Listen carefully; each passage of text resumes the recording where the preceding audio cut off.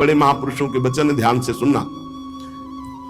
अन्न जल का त्याग कर देने से भगवान के दर्शन नहीं हो सकते। अगर होते तो चलो भाई अन्न जल का त्याग कर दो तो भगवान मिल जाए, ऐसा नहीं है।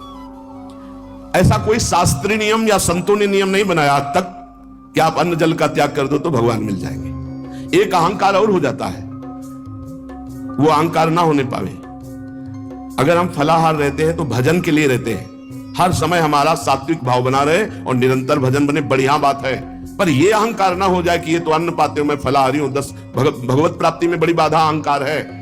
निरंतर भजन और दैन्य अगर रोटी दाल पाने से होता है तो आराम से पाइए, उसी से भगवत प्राप्ति हो जाएगी। श्री भगवान की कृपा भजन से अनुभव में आती है, अन्न जल त्यागने से नहीं।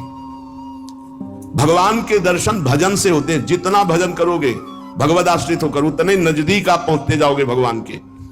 एकादश स्कंद में नौ योगेश्वर जन कहते हैं जैसे भूखे आदमी को एक एक कवल भोजन तो तुष्टि पुष्टि सुधा निवृत्ति होती जाती है, ऐसे ही एक एक भजन एक एक नाम जप संसार से वैराग्य, स्वरूप का ज्ञान और भगवान से प्रेम, ये एक एक भजन में होता जाता है। तो अब जैसे कई दिनों का भूखा है, 1 2 4 कवल पवा के रोक दो तो कुछ अनुभव नहीं होगा और भूख व्याकुल। ऐसे ही 2 4 माला कर लिए आप, काम वो भी हो रहा है 2 4 माला से ही, लेकिन आपको अनुभव नहीं होगा। अनुभव होगा जैसे वो आधा पेट भोजन कर ले और फिर स्वाद से खीर का सब्जी का अलग अलग आएगा, इतना भूखा कि पहले आधा पेट हो जाए। ऐसे ही हमको कम से कम 12 घंटा भजन में व्यतीत हो, तब हमारी समझ में आएगा कि नाम का स्वाद क्या है। एक एक नाम संसार से वैराग्य, भगवान से प्रेम और स्वरूप का ज्ञान प्रतिपल करा रहा है। पर बोध तब होगा तब कम से कम 12 घंटा भजन 24 घंटे में होने लगे। और जिनका 24 घंटे भजन होता है, ईमानदारी से जिनका 24 घंटे चिंतन होता है, उनको कोई प्रश्न नहीं रह जाता, उनकी कोई चाह नहीं रह जाती, उनकी कोई कामना नहीं रह जाती। अपने आप भगवत साक्षात्कार, अपने आप तत्व ज्ञान होने। भजन में बहुत बड़ा बल है।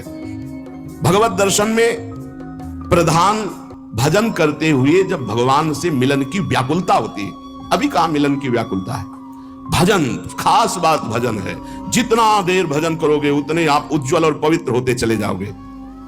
आपको पता नहीं होता कि आप कितनी ऊंचाई पर चढ़ रहे हैं। जब कोई अपराध बनता है और वो खो जाती है वृत्ति, तब लगता है कितनी ऊंचाई की वो वृत्ति थी, मेरे से गलती हो गई तो देखो वृत्ति खो गई।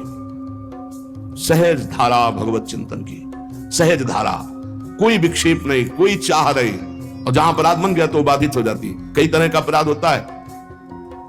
मैं बहुत भजनानंदी हूं और इनमें तो भजन नहीं, रुक जाएगा आपका भजन। किसी से अपने को मिलाना, उसको अपने से नीचा देखना, मारे गए, आपका भजन रुक जाएगा। किसी की निंदा कर देना, किसी की ऐसी चेष्टा करना कि उसके भजन करने वाले हृदय में दुख पहुंच गया, अब आपका भजन अवरुद्ध हो जाएगा। ना कोई चेष्टा, ना कोई निंदा और ना कोई मिलान किसी से करना है। हर समय देखना है हमारे ऊपर भगवान की विशुद्ध कृपा है, सब संतों की कृपा है, चराचर जगत की हमारे ऊपर कृपा है, सब श्रेष्ठ है, हम सबसे लघु। अब भजन आपका निरंतर चलेगा। अनन्य भजन में ना तन की शुद्धि रह जाए और ना मन की शुद्धि रह जाए। मन भी बेशुद्ध हो जाता है। अभी हमारा मन नहीं लगता तो मन की शुद्धि है, भजन की नहीं, ध्यान रखना। बैठे हो, शरीर में पीड़ा हो रही, अभी तन की शुद्धि है, भजन की। जब भजन में आएगी तो तन मन डारे खोए। लगन लगन सब कोई कहे, लगन कहावे सोए। जा लगन में तन मन डारे खोए। ऐसा भजन चल रहा है कि मन भी पंग हो गया, तन की भी शुद्धि नहीं। यह है भगवत साक्षात्कार के लिए।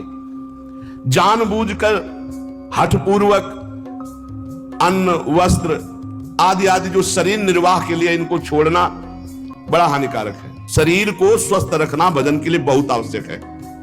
आपका शरीर स्वस्थ है, आप आराम से 2 4 घंटे आसन में शांत बैठकर मन को परमात्मा में लगा सकते हैं। अब आज कलयुगी शरीर ऐसे हो रहे हैं, नौजवान आदमी ब्लड प्रेशर, शुगर, क्या क्या परेशानियां। भजन कर लो, आगे और समय ऐसा आने वाला है भजन के लिए अवसर नहीं।